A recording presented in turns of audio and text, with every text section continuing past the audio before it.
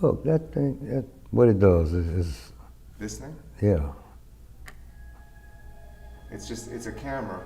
It also takes film. Oh, all right, okay. It's a digital camera. Yeah. And this is a microphone. Oh, okay. You know, I've been locked up 40-something years, so I'll be knowing. Go back to your time before coming here. What is this? That is a... Peach? Sparkling water. They don't sell stuff like this here. Yeah. Never. When I got locked up, my twins were 8 months old.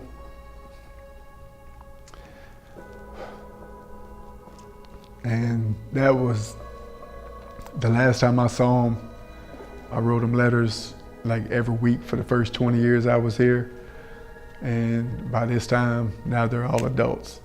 So I figure it's time for me to stop trying. How could you take a 19-year-old person and just take the worst decision he ever made and hold him responsible for it for the rest of his entire life and not even consider that? He may have changed. He was a thug on the streets 24, 25 years ago, and we're angry at that person, not realizing that that person no longer exists. Actually hasn't existed for like over 20 years. These men are serving life sentences at Angola prison in Louisiana. They don't have the possibility of parole. I'm serving a life sentence for second-degree murder. First-degree murder. Second-degree murder and armed robbery. I'm serving a life sentence. A life sentence without parole. I was 18 when this crime happened. I was 17 years old. I was 18 at the time. I come here, I was 17. I'm 80 years old now. People who commit crimes should be held responsible. But how much punishment is enough for justice? As you listen to these men, ask yourself, do they deserve a chance at redemption? I had time to reflect and what my life would be if I had to stay here. And then I started noticing the need here of the people that was illiterate. So I said, okay, well, I could do some good here. You know, so I started tutoring guys and I started feeling a self-worth. I said, you know, well, I could give something back like that.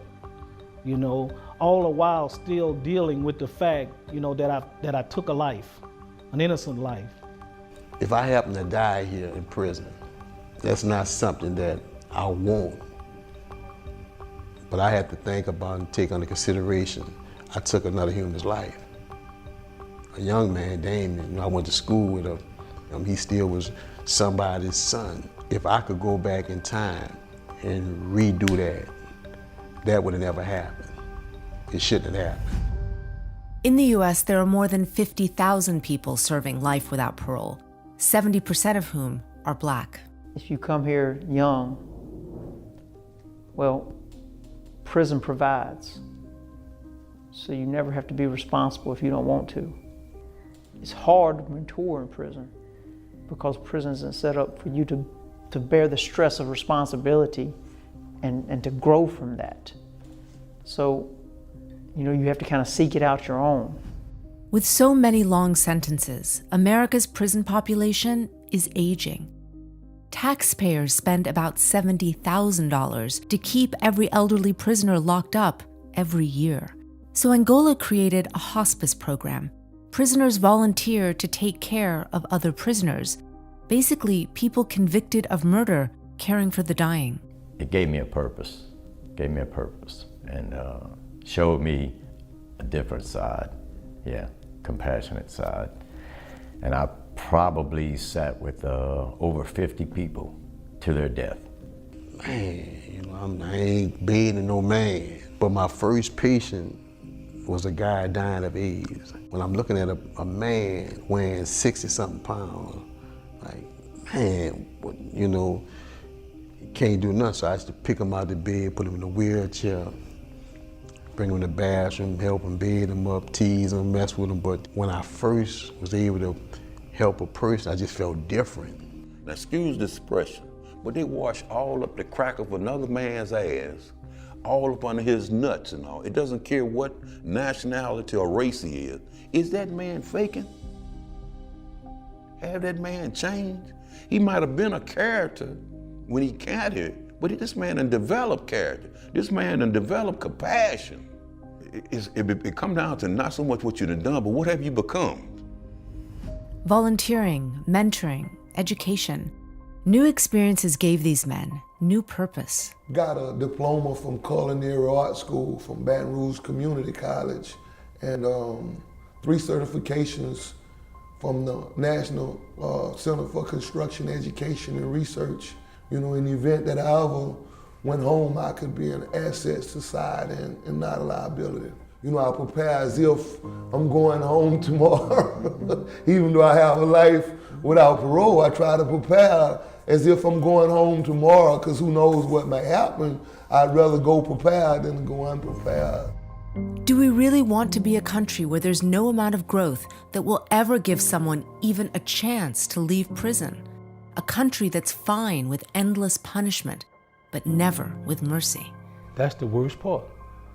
Knowing that I'm a changed man, knowing that I have the skills to go be a better person in society, knowing that I want to do better in society, and knowing that I can do better in society, and not having the opportunity to do that because I have a life sentence without parole.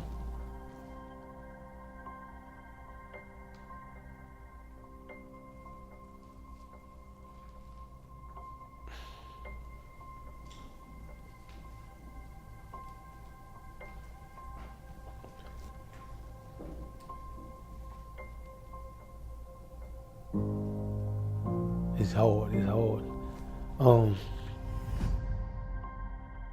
But we have a solution. Second look reforms would offer a chance at parole for those who have transformed themselves and who've already served a significant portion of their sentence. To be fair, there may be lifers who haven't grown, but for the many who have, they deserve a second chance. Ask yourself, when you were 16, 17 years old, are you the same person? Did you even think the same way you did now? No. That's human nature. People change. If rehabilitation is a process, there should be an end to it. There's no, you get to a certain grade level and there's not, high school, then college, and, you could pursue undergraduate and then graduate studies. There's none of that. It's just life sentence. A few states have implemented changes in the criminal justice system, including second look reforms, and some of these men have actually gotten out. But they're only a small fraction of those serving life without parole. Now, if you're concerned they might harm someone else, less than 3% of lifers who are released are rearrested. And when they are, it's frequently for a technicality, not a violent crime. In other words, lengthy prison sentences don't improve public safety. Over time, Americans could save billions of dollars if some of these older reformed men are set free. I've been here longer than I've been with my family. So sometimes I question where I'm from. I be tempting to write my mom and them and say, if I die, leave me here. Don't come get me. Don't bury me with them. I don't know them no more. Bury me with my friends. I know without a doubt I'm going home. If I die here, whether it's tomorrow or God forbid 25 years from now, my body will not stay here. I'm leaving Angola. I'm not going to be buried here. Somebody who says, I want to be buried in Angola, that's the saddest part of what a life sentence does to you. I make sure that my life is very purposeful. Every time I invest myself into someone else, I free a part of myself. A part of me will leave here with you. I'm going to love people so passionately until a part of me will always live outside of the gates of Angola. I have caught plenty hell in this penitentiary.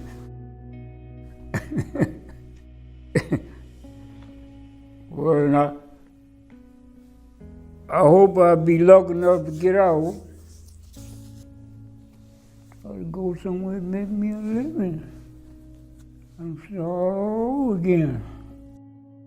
Yeah. They say the older you get, the more you learn. Well, I learned a lot of things, you understand? So